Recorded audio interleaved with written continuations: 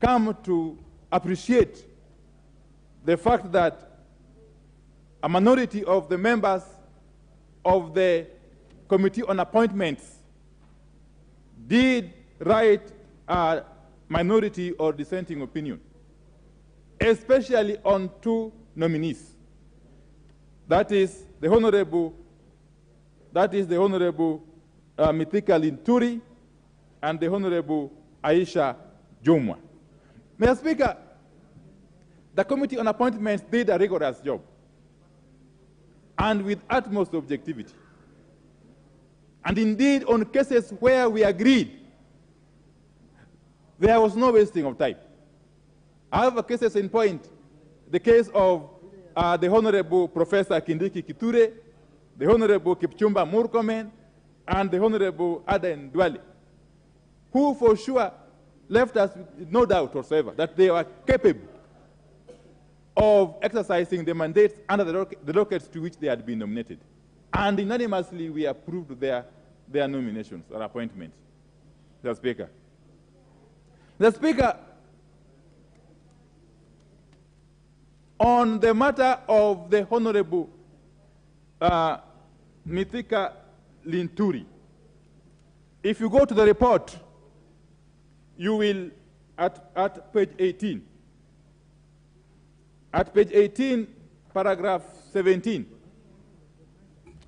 the commission, that is the Ethics and Anti-Corruption Commission, EACC, further stated that it had received adverse reports against the following nominees.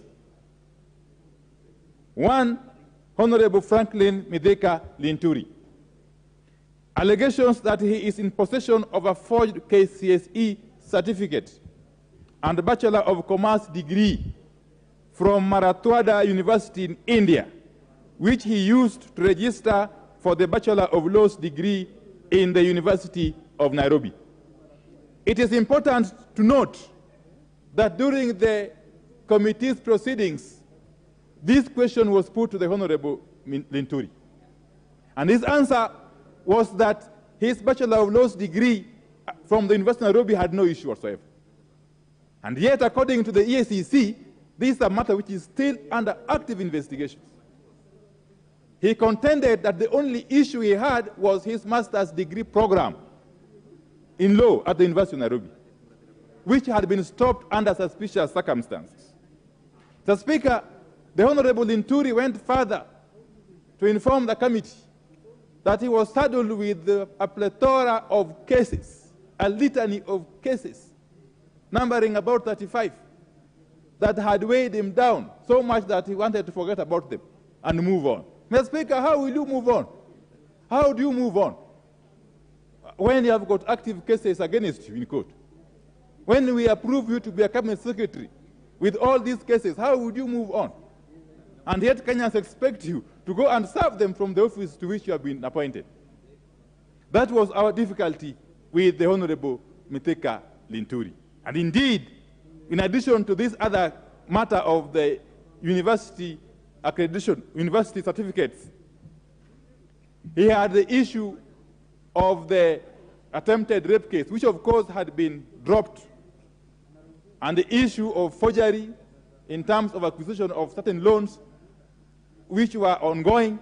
The Speaker, all this put into context raised serious questions of integrity that, in our view as minority, we felt could not allow the Honorable Linturi to effectively perform the functions of the office of a cabinet secretary if appointed, the Speaker.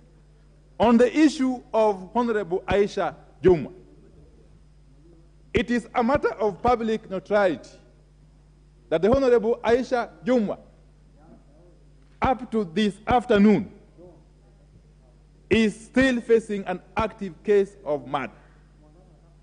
Up to this afternoon, Mr. Speaker.